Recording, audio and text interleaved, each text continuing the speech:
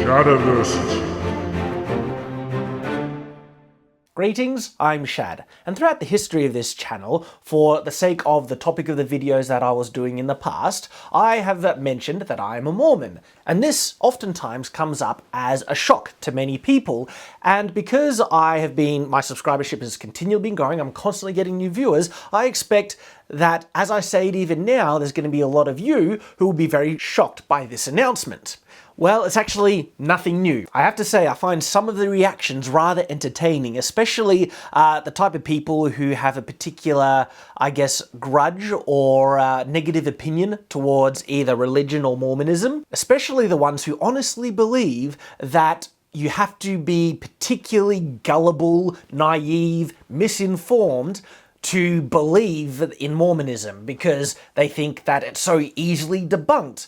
Well, for any of those people, and it's a minority, very few people, I just say to you, go watch my video on having preconceived ideas. I'll put a card there for you to click on and a link down in the description because that discussion isn't actually the topic of this video. In fact, contrary to what you might assume by the description of this video, and in fact by the description of the video, you might not even have any idea of the relation between it and religion. What is the Sword of Laban? Well, you don't need to believe in my religion to enjoy this sophisticated discussion on what this sword most likely looked like. If you were able to enjoy my video on what Excalibur most likely looked like, a fictional sword, you should be able to enjoy this video. And if you don't share my beliefs, just think of it as an interesting discussion on a fictional sword. But for me, I do believe the Sword of Laban exists because I believe in the Book of Mormon. And because of that, I have wanted for years to know what this sword looked like because like me, and I guess the other members of my church who have had an interest in the Sword of Laban, there is a distinct difference in their approach and mine, is that they're not history enthusiasts or sword enthusiasts because they have tried to figure out what the Sword of Laban looks like. And I gotta say, I respect their attempts and I really can connect with the fact that they want to know, but I have to say their attempts have been awful. Like some of the, depictions of what this sword most likely looked like, even with the most basic knowledge on swords that I've had in the past, my knowledge has grown through study, even with a rudimentary understanding, I could tell that, wow, you guys have gotten it wrong. One of the most basic things is that this sword was not a cruciform sword of a European design or medieval flavor at all. Yet some people have shown the Sword of Laban being like a medieval sword. I'm like, guys, seriously, you don't need to know much. No, that is completely incorrect. The purpose of me making this video and doing all this information was to create a 3D model of what the Sword of Laban most likely looked like. And I'll be revealing that to you once I explain the context of the Sword of Laban, why is it significant for Mormon theology, why would I even want to know what it looked like, and the archaeological evidence that we can base its design on to get the most historically accurate design possible. Okay then, so what is the Sword of Laban? Where does the Book of Mormon say it comes from? And how does it fit into Mormonism? Why would I even care about it? Well, first of all, the significance of the Sword of Laban in Mormon theology, it can vary, okay? Because there's an apocryphal account which might reference it being a bit more significant, but it's an apocryphal account and is not considered official, church doctrine or documentation. So we'll get there. And separate to that, it is only as significant as the Book of Mormon shows it to be, which is the sword that was held by one of the first prophets in the Book of Mormon and handed down through the generations. It's interesting that most people don't actually know that the Book of Mormon is not the book about Mormons. It's completely different. It claims to be a historical account, much like the Bible claims to be, detailing the interactions and prophecies made between God and certain prophets of a certain people. And it actually starts in the same place as the Bible, Jerusalem, specifically in the first year of the reign of King Zedekiah, king of Judah. And this fact is important because this gives us a date.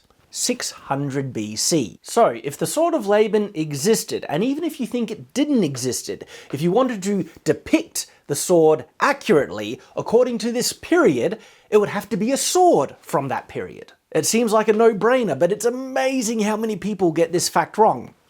I will extend, an olive branch, so to speak, because there has been massive confusion as to what the swords of ancient Israel even looked like, especially the swords of 600 BC. It isn't only Mormons that have an interest in that subject, people who are just interested in Bible, and also native-born Jews as well, and wanting to discover their own history. So much so, I have made a whole video on that subject about the origin of steel swords, which led me, both purposefully and inadvertently, to this location, which is an archaeological find of a sword from ancient Israel that dates to 600 BC. It's amazing, because people who don't believe in the Book of Mormon have actually taken this point of fact as a target of attack. The Sword of Laban is mentioned specifically to be made out of steel. And people say, well, steel didn't exist in 600 BC, ergo, the Book of Mormon is full of bull. Well, not actually according to archaeological evidence. Not only did steel swords exist in this period, but the technology of making steel existed for several hundred years before then, as we discuss in my video dedicated on the subject, when did steel swords ever come about? So if you want the detailed information and evidence that I'm able to share on this subject, that steel swords did exist and it actually comes from ancient Egypt, and what the archaeological find looks like, this sword, it's called the Vera Jericho sword, please go watch that video. Link there as well, and link in the description below. There's actually far more archaeological evidence for the validity of the Book of Mormon than many people suppose. And of course, that's totally because of bias. People who don't want the Book of Mormon to be true don't want to consider the evidence. And of course, I will also say that people who do want the Book of Mormon to be true also overrepresent the evidence and propose evidences that are not always accurate. One of the more compelling bits of evidence is that the family that the Book of Mormon follows, who leave Jerusalem to avoid its prophesied destruction, which it was, conquered and destroyed by the Babylonians shortly after, which is why the family were given warning by God, as it accounts. There's a part in the Book of Mormon where one of their company dies of old age. His name was Ishmael, and he is buried in a place called Nahom. Now, it's interesting because all the locations up to this point, Lehi, the patriarch of the family, actually names the locations, but in this one, there's no mention of him naming it. It is just called Nahom, indicating that this place already existed. Now, in the written language of Hebrew, vowels are not included, so Nahom, written in Hebrew, is spelt like this. And in an archaeological dig in 1988, they found a location, basically they found a temple that had altars in it, and inscribed on the altars, guess what, was that, Nahom. And it correlates very, very directly to the exact location that Lehi and his family would have been in their journey from Jerusalem to a place that they call Bountiful, which is where they supposedly built a ship and directed and guided over to the American continent. Now, these altars were discovered in 1988, a very long time after the Book of Mormon was originally published. There's an entire Wikipedia article on the subject. All you have to do is type in Nahom and you'll find it. I'll also link it down in the description, because the subject of this video isn't about evidence for the Book of Mormon. It's just to point out that there is evidence for it if you want to know about it, and the Sword of Laban actually ends up being one of these points of evidence, because it states that it was made out of steel, and only in the modern day have we discovered steel swords of the exact same culture and period, ancient Israel, dating to 600 BC. Let's get back to the Sword of Laban. Now, the Sword of Laban obviously belonged to a guy named Laban. Bit obvious, but Laban wasn't actually a nice guy at all. He was a very wealthy yet corrupt man who lived in Jerusalem, who had something rather important that Lehi, when he was commanded to leave Jerusalem with his family, was also commanded that he needs to get, which was specifically the brass plates. What were the brass plates? It was basically the first 5 books of Moses. the Old Testament essentially up into that period of time. And this is another area where the Book of Mormon is actually emphasizing the importance of the Bible, if you just want to get that connection, because they couldn't leave without these very sacred records that gave an accounting of the covenants that God had made with the children of Israel. But Laban wasn't exactly going to hand them over, and after several failed negotiation attempts, where they offered him, all the riches that they had accumulated to that point, which he stole all the money and then tried to kill him, and then, and that was the second time he tried to kill him as well. Lehi's son, Nephi, who becomes the first principal prophet in the Book of Mormon account, is guided by God back into the city of Jerusalem, where he finds Laban unconscious and his sword next to him. He grabs the sword, chops off Laban's head, gets the records, and then they journey through the wilderness until they get to a place that they call Bountiful, build a ship, sail over to the American continent. And Nephi keeps the Sword of Laban, and in fact the Sword of Laban is passed down through the people, their descendants, basically, over the entire history of the Book of Mormon, which covers a period of 1,000 years. Nephi and his descendants, so the kings that came after him and also certain important generals, wielded the Sword of Laban in actual battle. If you want actual specifics as to where the Sword of Laban comes up in the Book of Mormon, well, you can look it up yourself. You can look it up on the website, lds.org.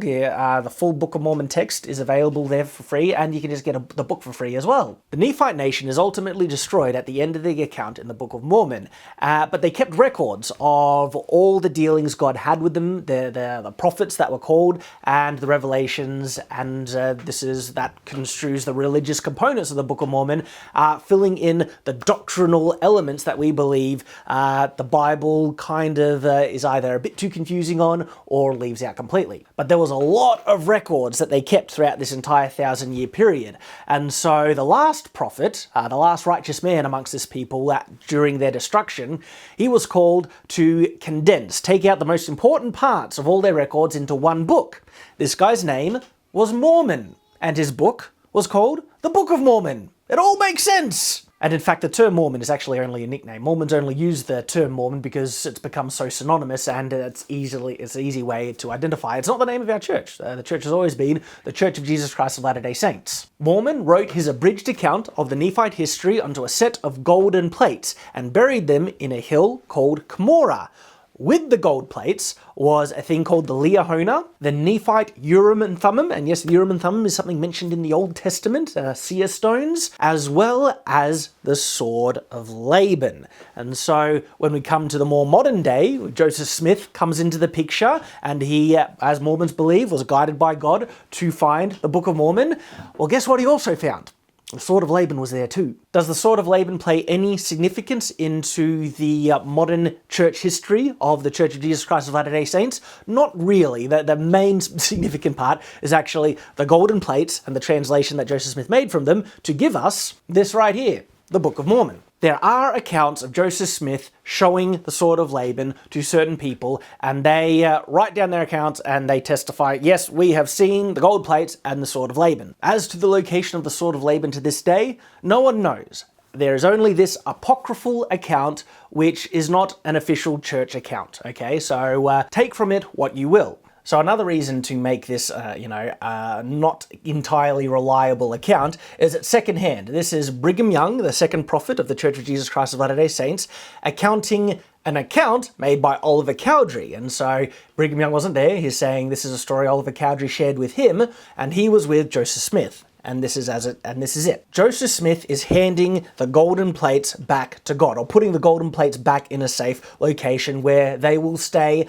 until the day that the sealed portion will be called to be translated, because it wasn't fully translated. It's like an interesting kind of tidbit there. There was a sealed portion that he was commanded to not translate. Oliver says that when Joseph and Oliver went there, the hill opened and they walked into a cave in which there was a large and spacious room. He says he did not think at the time whether they had the light of the sun or artificial light, but that it was just as light as day. It was a large table that stood in the room. Under this table there was a pile of plates as much as 2 feet high, and there were altogether in this room more plates than probably many wagon loads. They were piled high up in the corners and along the wall. This has led Mormons to speculate that this cave, this location, was the same location in which Mormon abridged the records, and this was the location of all the records of the people of Nephi in which he abridged them into the Book of Mormon, as we have it. Getting back to this account. The first time they went there, the Sword of Laban hung upon the wall, but when they went again, it had been taken down and laid upon the table across the golden plates.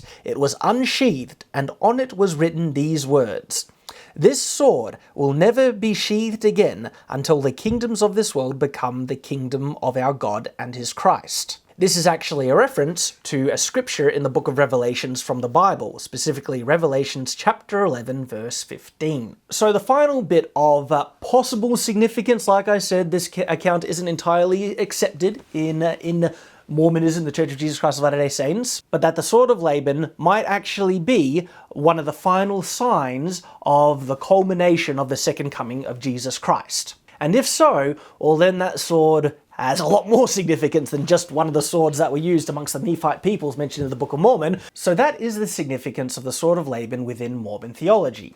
Now, what did it look like? Well, we are very lucky to have a very accurate point of reference, and that is the Vered Jericho sword. The sword found in the Jericho Valley of ancient Israel that dates to the exact same time in which the Book of Mormon accounts the Sword of Laban to have been existing in, right? This has actually accurately answered some of the predictions I had made earlier on as to what the Sword of Laban looked like. The first assumption that, or conclusion I came to as to what was the Sword of Laban was as to its size. Nephi picks up the Sword of Laban and chops off Laban's head, okay?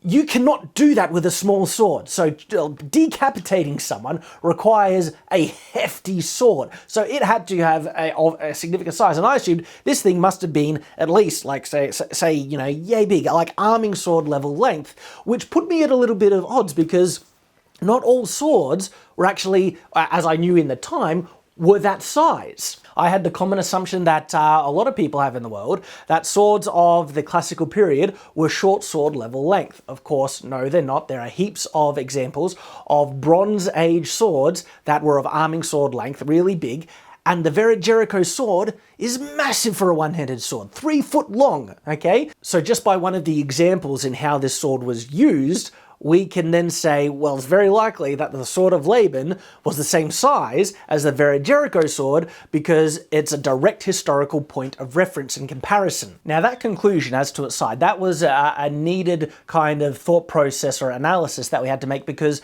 the Book of Mormon account doesn't mention the size of the sword, but it does mention some other important things as to what it was like, and I'll read them to you. "And I beheld his sword, and I drew it forth from the sheath thereof, and the hilt thereof was of pure gold, and the workmanship thereof was exceedingly fine, and I saw that the blade thereof was of the most precious steel." There's some really significant points to mention in regards to this account. We know that steel did exist in this period thanks to archaeological evidence, but as to its prevalence, okay, it seems like it wasn't nearly as prevalent as, say, bronze and other types of metals and stuff like that, and Nephi actually goes out of his way to mention that this sword is made out of the most precious steel. Now that wording can be taken two ways, in that there are several types of steel that he knew of, and this was the most precious type, or that steel, regardless of everything else, is most precious above other materials in terms of, I guess, what type of material you'd make a sword out of. Because he didn't say it was of the best quality steel, he said it was of the most precious steel.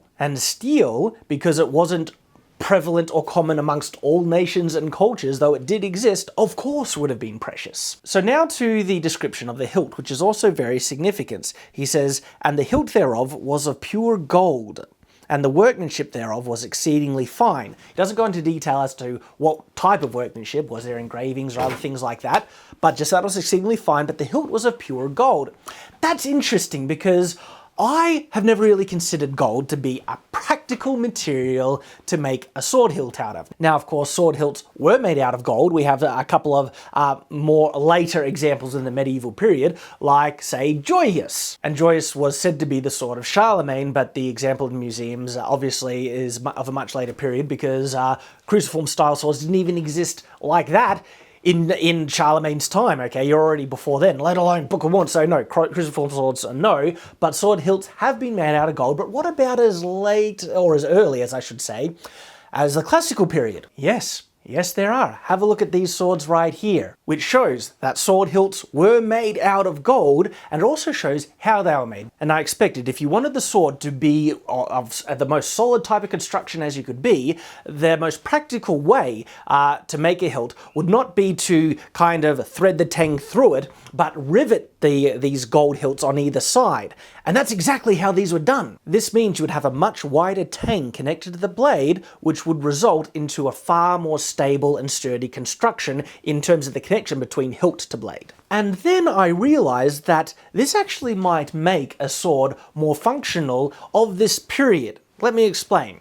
If you'll notice all the swords of the classical period, they seem to be that they'll be very top heavy. There is not much counterweight on the back end because they generally don't have pummels. Some do, some don't. But still the handles very, very small. But having the small part of the hilt, side of the handles, and even the bottom part of the pummel made out of gold, which of course is a lot heavier, that would actually lower the point of balance on a sword considerably. Now this is the interesting thing, the correlation between weight and balance on a sword. Because if you add weight on a sword, like say a bigger pummel, which lowers the point of balance, it will weigh heavier, but it will feel lighter in the hand as a result. And this is the exact effect that the Sword of Laban would receive by having a gold hilt. It would be quite the functional sword. It would be a bit hard to wield, but Nephi states that he was large in stature for his age, and he was a bit of a strong guy. So the Sword of Laban would have fit him quite nicely. Of course, the difference between the Sword of Laban and the Vered Jericho sword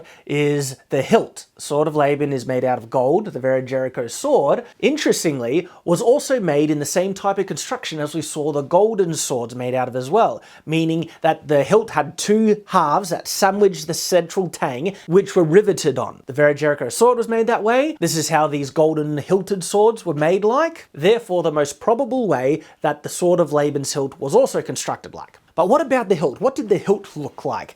Look, there's no way to ultimately tell, but therefore I went off what would have been most likely. And what's interesting about classical period swords is dependent on because of one of the more common ways of constructing them, they created an interesting design that was carried over to the swords that didn't need this construction, but that's just what it was looked like. And it's the curve just above the hilt. A lot of classical period swords, looking at bronze swords, actually were riveted to the hilt and didn't have a central tang. A lot did have a central tang, but a lot didn't. And so the ones that didn't end up creating this kind of curved hilt top. And then this curve was often extended on either side, creating kind of a circle cutout in the middle of the top of the hilt. So have a look at these swords. The middle of the top of the hilt, there's these circle cutouts. And the circle kind of cutout is even present on the gold hilt swords that we just looked at before. So that is the design style I went with the top of the hilt of the Sword of Laban. And then going with the two halves of gold sandwiching the tang, and the pommel construction matching the construction of the Vered Jericho sword. With all these elements taken into account, I have made this. I present to you the Sword of Laban. I know a lot of you probably only have a passing interest in this, but I really have to emphasize to you guys, this has been a lifelong journey for me. I have spent years upon years wondering what this sword looked like. I had made design attempts previously that, of course, after additional study, I realized, nah, probably not as good. And now I finally have it. This is a personal achievement for me. I'm thrilled about it, okay? This is the Sword of Laban. And its design is based on accurate archaeological information. The blade profile is the same as the Vered Jericho sword. I've made a central ridge, but because it was made of a finer craftsmanship, I actually kind of blended that ridge in a bit with the blade sides. You'll notice I also did a slight engraving on the grip of the handle just to get a bit of friction, and a very basic common type of engraving that you see so often, a simple cross hatch line design. Everything else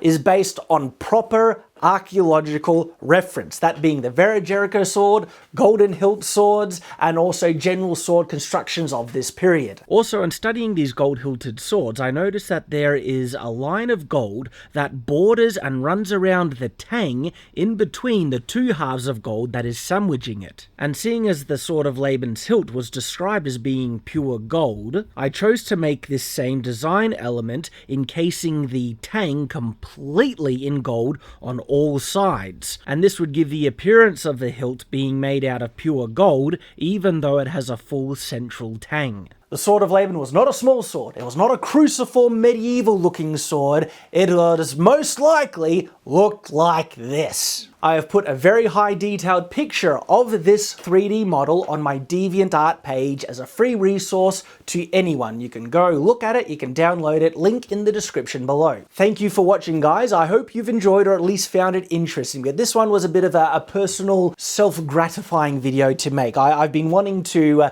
not only do this research, figure it out, but then make a video on it because I just got to share it. I'm thrilled about it. It's very exciting for me. Thanks for watching, guys. I hope to see you again, and until that time, farewell. And the vision of all is become unto you as the words of a book that is sealed, which men delivered to one that is learned, saying, Read this, I pray thee.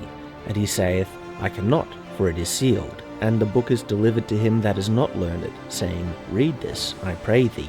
And he saith, I am not learned. Wherefore the Lord said, Forasmuch as this people draw near to me with their mouth, and with their lips do honour me, but have removed their hearts far from me, and their fear toward me is taught by the precept of men. Therefore, behold, I will proceed to do a marvellous work among this people, even a marvellous work and a wonder. For the wisdom of their wise men shall perish, and the understanding of their prudent men shall be hid. And in that day shall the deaf hear the words of the book, and the eyes of the blind shall see out of obscurity and out of darkness. The meek shall also increase their joy in the Lord, and the poor among men shall rejoice in the Holy One of Israel.